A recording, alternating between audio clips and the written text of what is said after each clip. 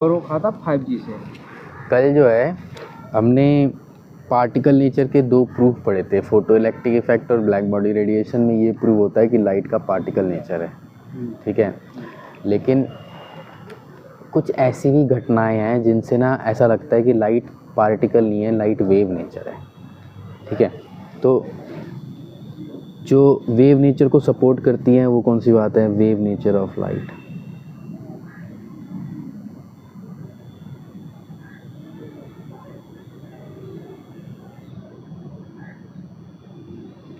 Wave nature of light में एक phenomena है जिसको हम बोलते हैं इंटरफेरेंस।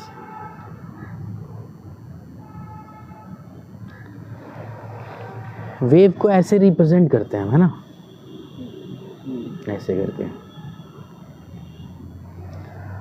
तो अगर दो वेव को आपस में हम मिलाएंगे तो ना दो टाइप की चीज़ें हो सकती हैं कि एक तो भाई ये पॉजिटिव पॉजिटिव मिल जाएंगे और जो रिजल्टेंट वेव बनेगी जुड़ के बड़ी वेव बन जाएगी, ठीक है। और अगर ऐसी वेव हो और दूसरे वाली वेव जिसके साथ मैं इसको जोड़ रहा हूँ वो वाली ऐसी हो, दोनों में कोई फ़र्क लग रहा है? उल्टी है, ये रिवर्स है उसकी। अगर मैं इसको जोड़ूंगा तो इसके पॉजिटिव से इसका नेगेटिव जुड़ेगा, ऊपर वाला पॉजिटिव नीचे वाला नेगेटिव मान ले, तो ये नेगेटिव ये पॉजिटिव ये नेगेटिव, तो इसके नेगेटिव से पॉजिटिव जुड़ेगा अगर मैं इनको साथ में जोड़ूंगा तो। मतलब ये समझ लीजिए एक दूसरे के ऊपर ऐसे जुड़ती हैं ये, जब ये वाली दोनों जुड़ेंगी इसके इससे तो ये बड़ी हो जाएगी, लेकिन यहाँ पर ये एक दूसरे को घटा देगी, जो रिजल्टेंट वेव आएगी उसमें वेव की अमाउंट कम हो जाएगी। अगर इक्वल है, ये जमा और घटा बराबर थे तो जीरो ही हो जाएगी। तो वेव आपस में जब एक दूसरे से मिलती हैं तो एक दूसरे से ना इस तरह से ऐड होती हैं, सब्ट्रैक्ट होती हैं। इसको अपन बोलते हैं, इस घटना को बोलते हैं इंटरफेरेंस। दो या दो से ज़्यादा वेव जब आपस में मिलती हैं तो इसको बोलते हैं इंटरफेरेंस। और इस वाली घटना को बोलते हैं कंस्ट्रक्टिव इंटरफेरेंस।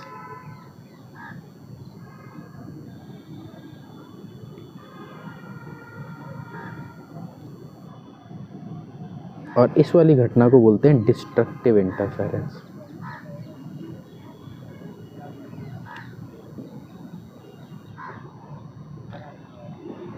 एक एग्जांपल देता हूँ तब थोड़ा सा तेरे को समझ में आ जाएगा। तो जैसे अपन नहाने वाने जाते हैं तो पानी से बच्चे होते हैं ना, खेलते हैं, तूने भी खेला होगा कभी। टप में पानी है तेरे पास और तूने उस पानी को ऐसे हाथ से घुमा रहा है, घुमाया तूने?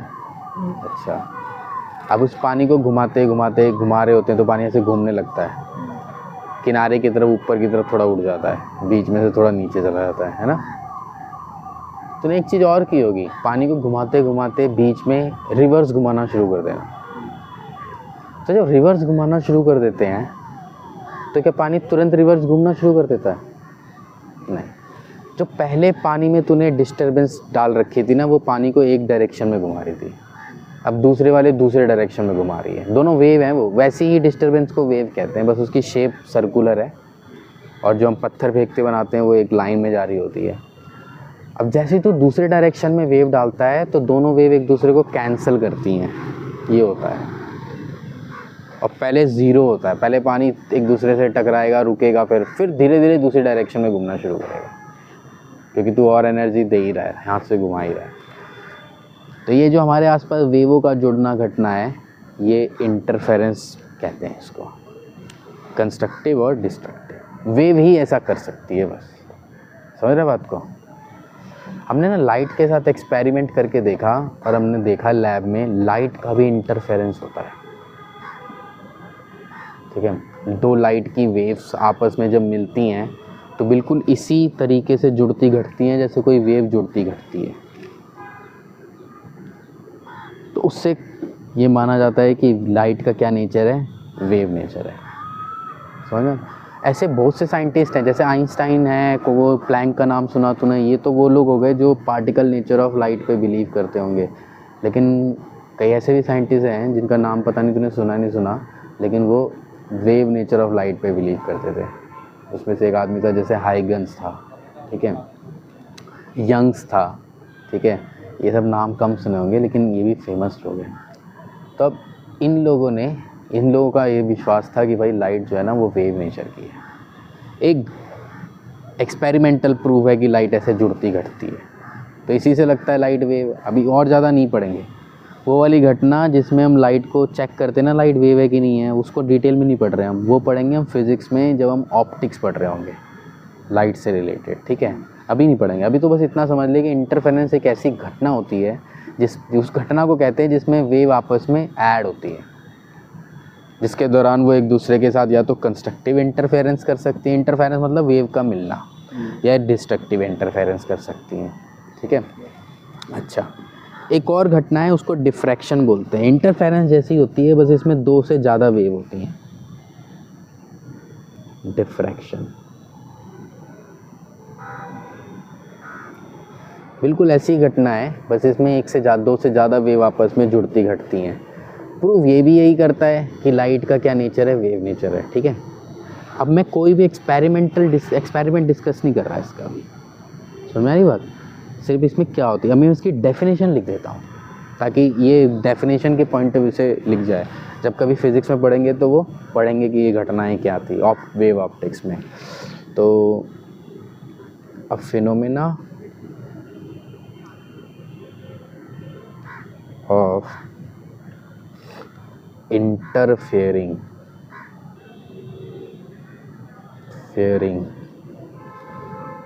two waves of same frequency is called interference। थोड़ी सी मैंने एडिट करके भी देखी थी वीडियो, तो जो पेन से नहीं लिखा हुआ ये उतना सही से नहीं दिख रहा था उसमें। बोला भाई स्केच से लिखना पड़ेगा, लेकिन हाँ फ़ोन से रिकॉर्ड होगा तब तो सही आ जाएगा उसमें। डिफ्रैक्शन की डेफिनेशन होती है phenomena of bending of light around corners of obstacle. कोई वस्तु से लाइट जब टकराती है तो उसके कोनों से मुड़ के पहुंच जाती है, आगे चली जाती है, इसको डिफ्रैक्शन बोलते हैं। ज़्यादा डिटेल में नहीं जा रहा हूँ भाई मैं इसके बाद ये ख़त्म होने, ये टॉपिक समझ ले वेव नेचर में। तेरे को बस इतना बताया कि 2 घटनाएं ऐसी हैं जिससे प्रूव होता है कि भाई लाइट वेव है, और वो घटनाओं के नाम बताए, घटनाओं के अंदर नहीं गया पर, लेकिन मान ले कि हाँ लाइट वेव नेचर है, ये भी इसके भी सबूत हैं। आगे बढ़ना है ना, मैं तो वो पार्टिकल वहीं से शुरू हुई थी, हम मुझे कंक्लूड करना है। तो लाइट के दोनों नेचर हो गए, वेव नेचर भी हो गए और पार्टिकल नेचर भी हो गए, समझना ना बात को। उसके बाद एक ही अब लाइट वेव है या पार्टिकल है, ये सोचने वाली बात है। कुछ लोग कहते हैं वेव है, कुछ लोग कहते हैं पार्टिकल है, तो लाइट है क्या। तो एक बंदा हुआ, उसका नाम था डी ब्रॉगली।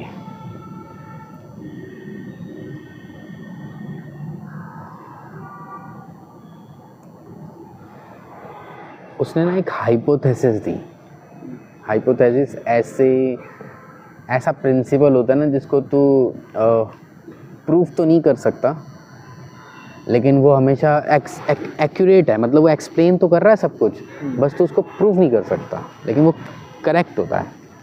तो ऐसी चीज़ों को, ऐसी बातों को बोलता है हाइपोथेसिस। तो डी ब्रॉगली ने एक हाइपोथेसिस दी कि ना ये जो हम बोल रहे हैं ना भाई, लाइट वेव है या लाइट पार्टिकल है, या कोई चीज़ वेव है या कोई चीज़ पार्टिकल है, कल को बोलोगे इलेक्ट्रॉन वेव है, इलेक्ट्रॉन पार्टिकल है, तो ऐसा है कि दुनिया की हर चीज़, हर पार्टिकल जब मूव करता है ना तो वो वेव हो जाता है। पार्टिकल भी रहता है, लेकिन जब वो मूव कर रहा होता है तो वो वेव भी होता है। और उसने बोला कि हर चीज़ के साथ है, ये मत सोचो लाइट है, दुनिया की हर चीज़ वेव भी है और पार्टिकल भी है। तो हाइपोथेसिस क्या है इसकी? a moving mass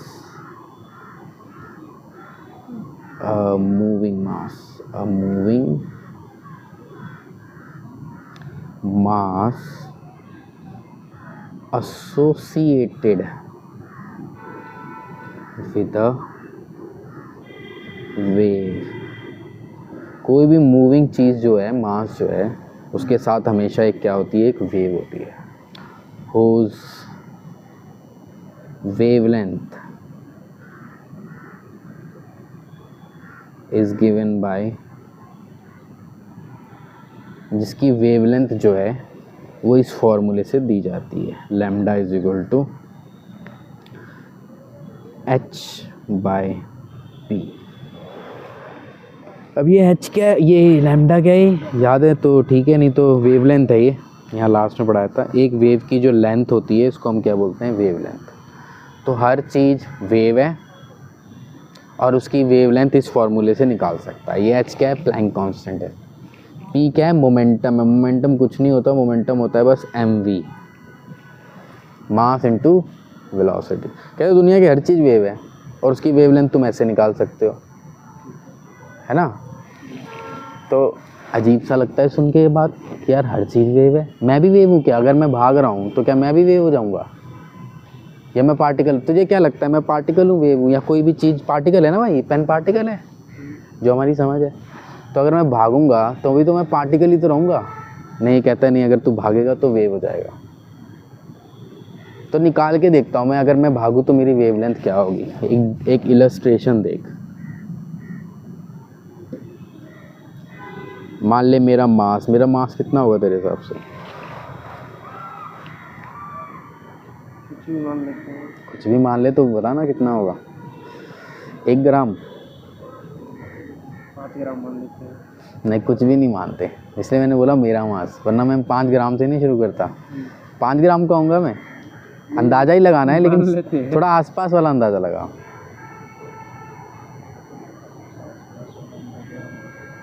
केजी में? हाँ, केजी में। 60-65। Very good. लेकिन क्योंकि मुझे ये बात भी तुझे बतानी है ना, इसीलिए मैं तेरे से क्वेश्चन पूछ रहा हूँ। जो अपन तराजू पे नापते हैं उसको वेट कहते हैं। मौका मिलता ना हर जगह वो टॉपिक बताने का, तो यहाँ मौका है कि मैं तुझे वेट और मास के बीच में डिफरेंस बता दूँ। वेट जो है ना, जो तराजू पे नापते हैं, जो नंबर आता है उसे वेट कहते हैं। वेट एक फोर्स है, ग्रेविटेशनल फोर्स है वो, ठीक है? यानी इसकी यूनिट क्या होगी? न्यूटन होगी। न्यूटन, एन से न्यूटन लिखते हैं। तो वेट मास नहीं है, वेट फोर्स है। जो मुझे तराजू वाली वैल्यू बताएगा ना, तो वो मास की वैल्यू नहीं है, वो वेट की है। हालांकि लोग उसको किलोग्राम बोल देते हैं। मैं 60 किलो का हूँ, मैं 100 किलो का हूँ, ये सामान 50 किलो का है। लेकिन ये जो किलो वर्ड बोल तो रहा है, लेकिन ये है वो फोर्स। थोड़ा जब लोग जिस भाषा में बात करते हैं ना, वो साइंस की भाषा से थोड़ी गलत सलत सी हो रखी है। अब तूने पॉलीथीन सुना है?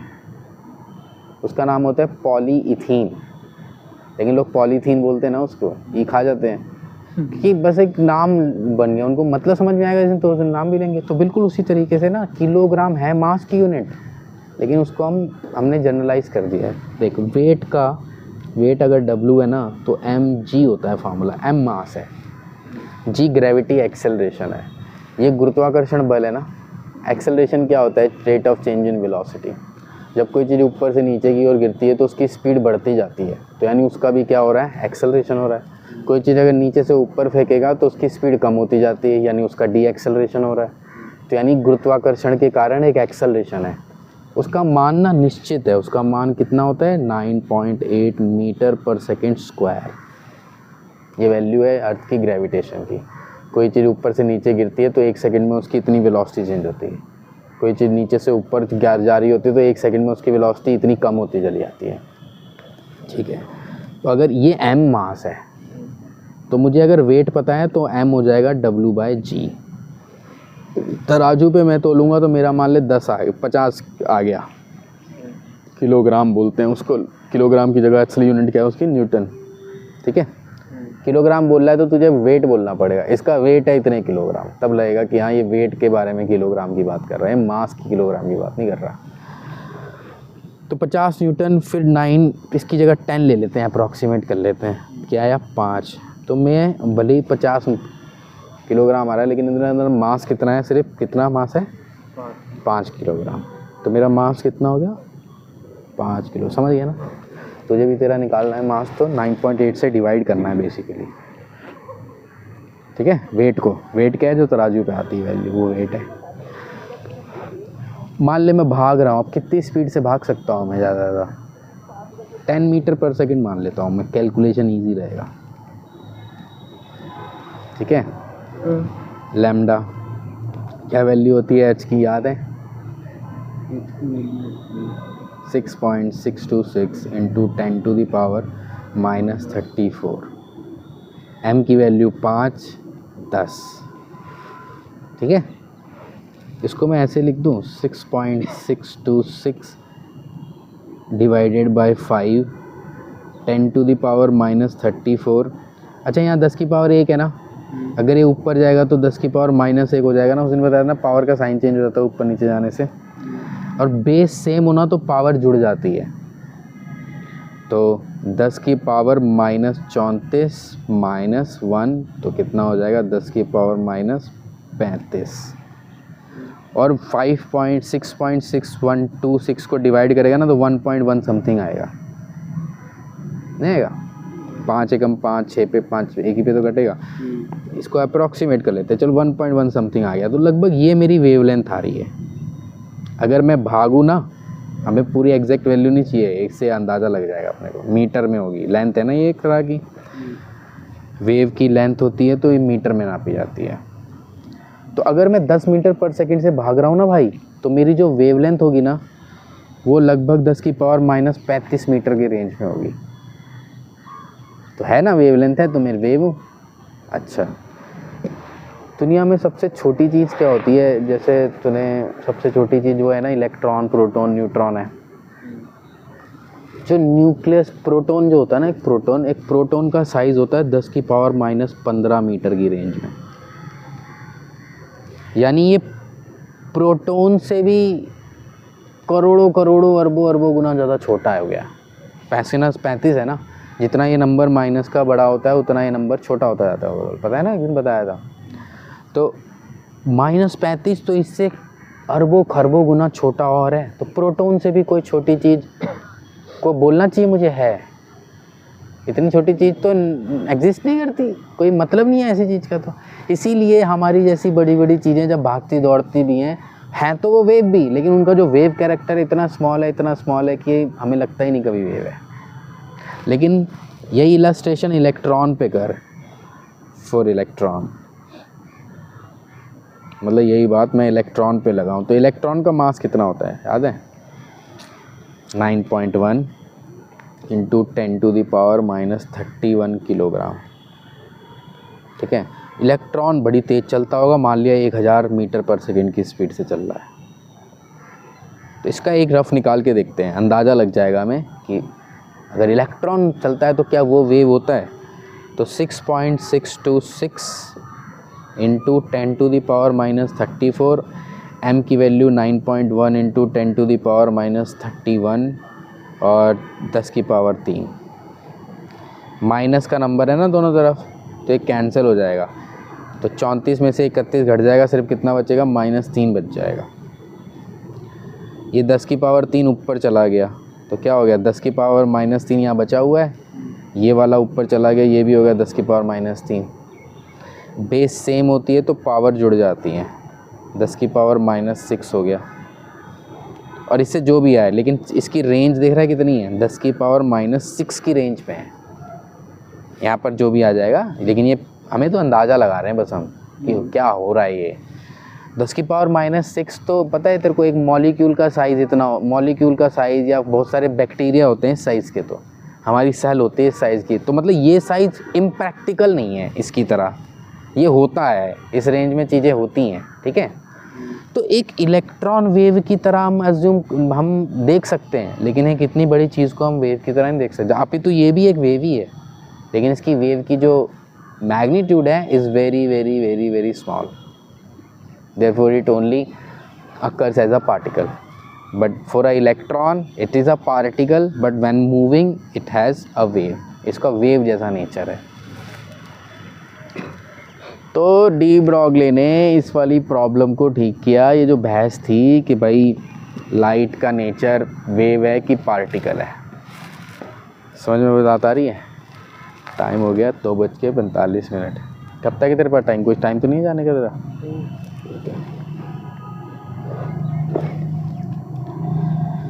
तो डी ब्रॉगली ने ये प्रॉब्लम सॉल्व की कि भाई लाइट वेव है या पार्टिकल है. अब लाइट के बारे में भी ऐसे मत सोचो, लाइट भी पार्टिकल भी हो सकती है, वेव भी हो सकती है. दुनिया की हर चीज़ वो ऐसी है तो ये भी ऐसी हो सकती है. ठीक है, चल सही है बात, बहुत बढ़िया. फिर डी ब्रॉगली की बात के बाद एक चीज़ और पढ़ लेंगे, फिर हम फाइनल थ्योरी पे पहुंच जाएंगे, क्वांटम मैकेनिक्स. क्वांटम मैकेनिक्स मतलब अंत है इस चैप्टर का, वो हमें अंतिम थ्योरी है, वो बता देगी. तो वो जो बताएगी वो अप्लाई होता चलेगा फिर हर चैप्टर में. तो उससे पहले की जो वो बातें बोलेगी ना, उसको समझने के लिए सब पता होना ज़रूरी है जो हम डिस्कस कर रहे हैं पिछले 2-4 दिन से. ठीक है, फाइनल गोल है अपना इस चैप्टर में क्वांटम मॉडल क्या है. स्ट्रक्चर ऑफ एटम है ना, नील्स बोर के मॉडल के बाद कोई नया मॉडल नहीं पड़ा. तो जो नया मॉडल अब बताएगा उसके लिए सब बातें समझ में आनी चाहिए जो बताई. मतलब थोड़ा थोड़ा समझ होनी चाहिए, नहीं कि सब कुछ अभी तेरे को एकदम से आ जाए, लेकिन वो बातें समझ तभी आएंगी. तो उसके उसी लाइन में नेक्स्ट चीज़ है भाई कि एक समझ लेते हैं अपन स्पेक्ट्रम. डेफिनेशन तो दे ही देता हूँ उसकी. इलेक्ट्रोमैग्नेटिक नहीं, स्पेक्ट्रम क्या है? Atomic spectrum.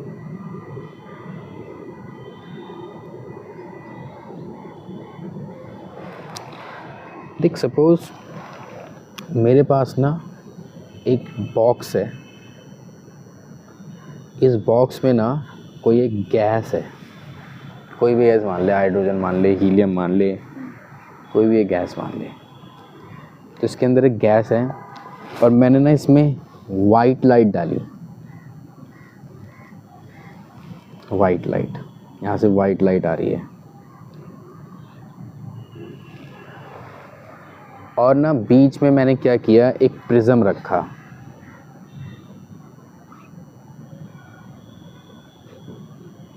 प्रिज्म 7 कलर्स में ब्रेक कर देता ना लाइट को, तो 7 कलर्स में ब्रेक कर दिया इसने लाइट को, ऐसे करके, वायलेट से लेके रेड तक. ये जो बॉक्स है, ये बॉक्स ना चारों तरफ से काले कागज़ से मैंने चिपका के रखा हुआ है. इसके अंदर लाइट नहीं जा सकती, कहीं से भी नहीं जा सकती. सिर्फ यहाँ एक विंडो बना रखी है मैंने पतली सी, सिर्फ वहाँ से लाइट जा सकती है. तो मैंने इस लाइट को उस विंडो की तरफ डायरेक्ट कर दिया और ये लाइट उस विंडो से गई. ठीक है, अच्छा एक मिनट ज़रा एक बात और पहले देख ले. जैसे मान ले अगर मैं वाइट लाइट को ऐसे ही बस प्रिज्म से पास करूँगा तो वो 7 कलर्स में ब्रेक हो जाती है. कल बताया था ना, एक कॉन्टीन्यूस ऐसे बन जाएगा, एक कॉन्टीन्यूस स्पेक्ट्रम बन जाएगा ब्लू से लेके रेड तक. फ़ोन दोनों बिजी हैं, वरना मैं तेरे को वो दिखाता अभी स्पेक्ट्रम, वो दिखता कैसा है. लेकिन ऐसे वायलेट से लेके रेड तक ना ऐसे लाइन होती है. यहाँ थोड़ा वायलेट होता है, फिर थोड़ा ब्लू होता है, फिर धीरे हल्का ब्लू होता है. ऐसे करते करते धीरे धीरे यहाँ रेड तक चेंज होता है और एकदम कॉन्टिन्यूस होता है, बीच में कोई गैप नहीं होता इसमें. इसको बोलते हैं कंटिन्यूस स्पेक्ट्रम.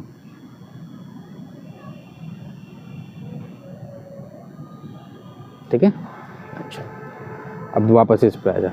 तो मैंने ना इसके अंदर यही कॉन्टिन्यूस स्पेक्ट्रम वाली लाइट डाली और इसके अंदर कोई गैस है, जैसे हाइड्रोजन गैस, हीलियम गैस, कोई नाइट्रोजन गैस, फ्लोरीन, कोई भी हो सकती है. कोई एक गैस ले रखी है ये मान ले. तो ये लाइट इसमें गई, चारों तरफ से बंद है. ये एक इधर विंडो थी, उससे लाइट गई. ऐसी ना एक विंडो इधर भी है, जिससे चाहे तो लाइट वापस आ सकती है. तो यहाँ से कुछ लाइट बाहर निकली. इस लाइट को ना मैंने वापस एक स्पेक्ट्रम पे बनाया. जैसे ये वाली लाइट को मैंने एक फोटोग्राफिक प्लेट पे बनाया था, तो मुझे ये वायलेट से लेकर रेड तक दिखी थी। इस वाली लाइट को मैंने एक फोटोग्राफिक प्लेट वो चीज़ मान ली जैसे एक सेंसर है जिस पे जो सारी लाइट को डिटेक्ट कर सकता है।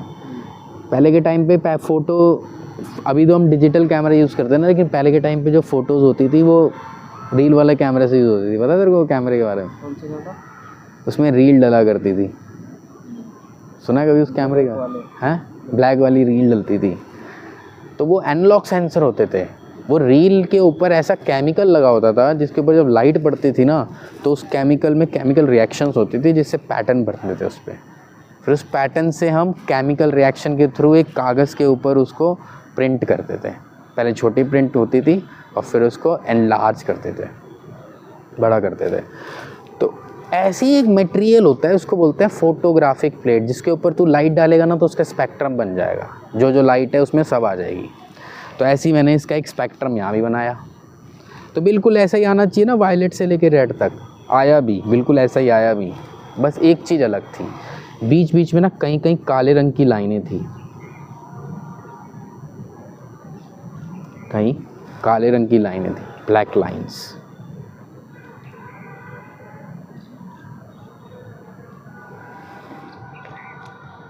तो पूरा ये कॉन्टिन्यूस नहीं था, ब्लैक लाइंस थी।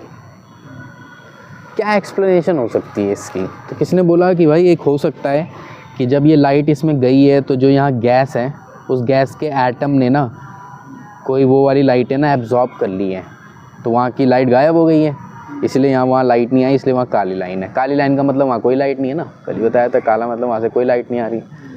ओके, तो यानी इसने एनर्जी एब्जॉर्ब कर ली इस समय, और एब्जॉर्ब होने के बाद बची हुई लाइट का ये स्पेक्ट्रम है। इस स्पेक्ट्रम का नाम है एब्जॉर्प्शन स्पेक्ट्रम। एब्जॉर्प्शन स्पेक्ट्रम, नाम समझ में आया ना? नाम का रीज़न क्या है? क्योंकि लाइट के एब्जॉर्प्शन के बाद कॉन्टिन्यूस स्पेक्ट्रम आ रहा था, उसमें से कुछ एब्जॉर्ब हुआ, बची हुई लाइट का एब्जॉर्प्शन स्पेक्ट्रम। अब ये जो सैंपल है ना, सैंपल मतलब जो इसके अंदर लाइट है, इसने लाइट एब्जॉर्ब कर ली है, तो ये ना एक्साइटेड हो गई है। एक्साइटेड मतलब ये हाई एनर्जी वाली गैस हो गई है। अब हम इस डब्बे को ना यहाँ से उठा के एक अलग जगह लेके गए, यहाँ रखा हमने इस डब्बे को, इसमें कोई लाइट वाइट नहीं डाल ले, दूसरा वाला विंडो बंद ही कर दिया, यही वाला विंडो चालू है बस। और अब कहीं से कोई लाइट नहीं आ रही, तो इसके जो एटम ने जो एनर्जी एब्जॉर्ब कर ली थी, ये वापस वो एनर्जी को छोड़ने लगे, और ये एनर्जी का वापस मैंने एक स्पेक्ट्रम बनाया। तो इस बार क्या हुआ, इस बार पूरा काला है, ये पूरा काला है, ये ब्लैक है। ये जहाँ जहाँ की लाइट यहाँ से गायब हुई थी ना, वहाँ पर वापस लाइट आ गई। मतलब है ये पूरी ब्लैक काली, बस इसमें वहाँ लाइटें हैं जहाँ पिछली बार लाइन आ गई थी। तो ऐसा लगता है जो लाइट इसने इस समय एब्जॉर्ब कर ली थी, वो वापस क्या कर दी, एमिट कर दी। इस वाले को बोलते हैं एमिशन स्पेक्ट्रम।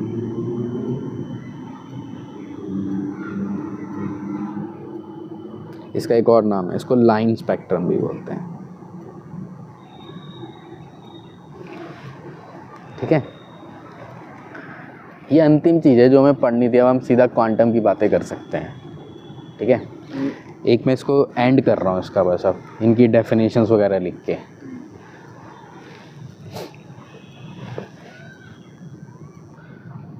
तो एटॉमिक स्पेक्ट्रम क्या होता है? It is spectrum of residual light after absorption और emission। emission से ये वाला बनता है, absorption से emission on a photographic plate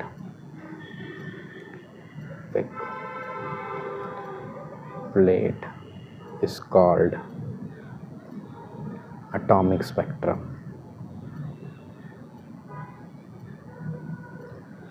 अब इसकी एक खासियत है भाई, बड़ी इंपॉर्टेंट खासियत है। वो खासियत ये है, जैसे अगर तूने हाइड्रोजन गैस लगाई ना इसमें, तो ये जो लाइनें आती हैं ये एक ख़ास जगह पे आती हैं, हमेशा वहीं आएंगी हाइड्रोजन गैस है तो। हीलियम गैस है तो हमेशा अलग आएंगी, अलग जगह आएंगी और हमेशा वैसी आएंगी। जैसे हर आदमी का फिंगरप्रिंट अलग होता है ना, ऐसे हर गैस का एब्जॉर्प्शन एमिशन स्पेक्ट्रम भी अलग होता है। तो ये तरीका ना ये चेक करने के लिए बहुत यूज़ होता है कि वो जो लाइट आ रही है वो कौन सी गैस से निकल के आ रही है।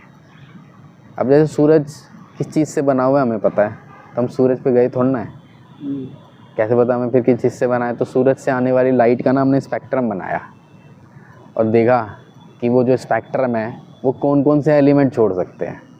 उससे हमें पता लगा कि भाई सूरज 90% 99% किस चीज़ से बना हुआ है? हाइड्रोजन से बना हुआ है 1% में 1% 2% में बाकी और भी चीज़ें, नाइट्रोजन भी है, ऑक्सीजन भी है, लेकिन 90% 97 98% वो हाइड्रोजन है। तो किससे पता लगा? इसी स्पेक्ट्रम की टेक्निक से पता लगा। लाइट का बस स्पेक्ट्रम बना लिया हमने। और कोई भी स्टार, कोई भी प्लैनेट किस चीज़ से बना हुआ है, वहाँ क्या है, तो उससे आने वाली लाइट को हम कलेक्ट करते हैं सैटेलाइट से या किसी भी चीज़ से, और उस लाइट का स्पेक्ट्रम फाइंड करते हैं, उससे पता लगता है वहाँ पर क्या चीज़ है। तो ये बहुत ज़बरदस्त तकनीक भी है एक। इसको तू उससे एक्सप्लेन कर सकता है बोर के मॉडल से। बोर ने बोला था ना भाई कि इलेक्ट्रॉन को अगर सूटेबल एनर्जी मिलती है तो वो एक एनर्जी शेल से दूसरे स्टेबल एनर्जी शेल में जा सकता है, एक सर्टेन लेवल से दूसरे सर्टेन लेवल में जा सकता है। तो हो सकता है यहाँ पर जो लाइट आ रही थी उन्होंने किसी एटम के इलेक्ट्रॉन को किसी स्टेबल शेल में सर्टेन एनर्जी लेवल में पहुँचा दिया, इसीलिए वही एब्जॉर्ब की। सारी क्यों नहीं एब्जॉर्ब की? क्योंकि सारी चाहिए नहीं होती इलेक्ट्रॉन को सिर्फ वही एनर्जी चाहिए होती है जो एक सर्टन लेवल एनर्जी और सर्टन लेवल से लेके दूसरे सर्टन लेवल में पहुंचा दो उसको, ठीक है। और जब एनर्जी नहीं मिलती तो इलेक्ट्रॉन वापस अपनी ग्राउंड स्टेट यानी जो इनिशियल नॉर्मल होती है उसकी वहाँ आने की कोशिश करता है, इसलिए वो एनर्जी छोड़ता है, इसलिए यार स्पेक्ट्रम बना है। एक चीज़ होती है उसको बोलते हैं वेव नंबर। वेव नंबर का सिंबल होता है ये, और ये होता है 1/λ, ठीक है। मतलब इसका ये मतलब होता है कितनी एक वेव होती है ना, एक अप एक डाउन, तो 1 मीटर में कितनी वेव है, number of waves in 1 metre. इसके लिए एक फॉर्मूला होता है इस स्पेक्ट्रम सीरीज़ में, Rydberg constant 1/n initial minus n final. Initial कौन से शेल से आ रही है वो इनिशियल, किस शेल में आ रही है वो फाइनल। नील्स बोर ने बोला था ना n1 n2 n3, तो उनकी वैल्यू रखनी है हमें। जैसे मान ले तीसरे शेल से इलेक्ट्रॉन पहले में आ रहा है तो इनिशियली क्या हो गया? तीसरा। फाइनली क्या हो गया? पहला। और इसकी एक वैल्यू होती है, रेडबर्ग कांस्टेंट की वैल्यू है 1010967 पर मीटर। तो इससे हम वेव नंबर निकाल लेते हैं, कोई भी ये देख के लाइन। इसका कैसे एप्लीकेशन करते हैं करेंगे किसी क्लास में, अभी मैं बताता रहूँगा, लंबा होता जाएगा टॉपिक है। तो ये एक फॉर्मूला है, इनकी अलग से डेफिनेशन मैंने इसी में ऐसे लिख दिया कि ये कवर हो जाए, ठीक है। एब्जॉर्प्शन स्पेक्ट्रम का मतलब है दी एब्स, बोल देता हूँ मैं, इसमें रहेगा ना, रिकॉर्ड हो जाएगा तो कम से कम बोल देता हूँ। एब्जॉर्प्शन स्पेक्ट्रम की डेफिनेशन हो जाएगी कि the spectrum of light after absorption on a photographic plate is called absorption spectrum. Spectrum of emitted light from an excited sample मतलब गैस है, कोई भी गैस का सैंपल है, तो it is a spectrum on a photographic plate due to excited sample of gas is called emission spectrum और line spectrum, ठीक है। 3 बज गए, इसको यहाँ पर क्लोज करते हैं। कल हम क्वांटम वाला जो है वो वाला स्टार्ट कर लेंगे। हाँ, बंद कर दे।